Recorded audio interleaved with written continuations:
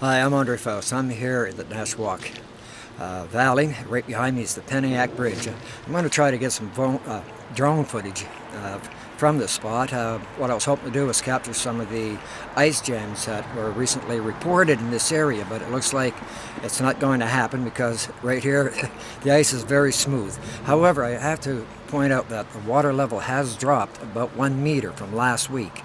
Last week, this was reported as a flood area. I believe it reached 21 meters, which is significant. I know the upper part of the Nashwaak was hit really, really hard.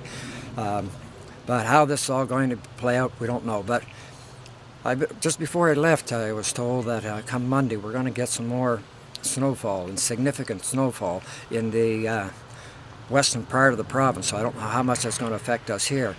But right now, because of the cold weather and the amount of snow that we have, it looks like that cold weather has been mitigating the potential flood. But that can be all thrown away if we get a lot of snow, a lot of precipitation, and a lot of heat in a very short period of time. So we're not, pardon the pun, we're not out of the water yet. So I'm going to fire up the old bird and we'll see what it all looks like from the skies. Thanks.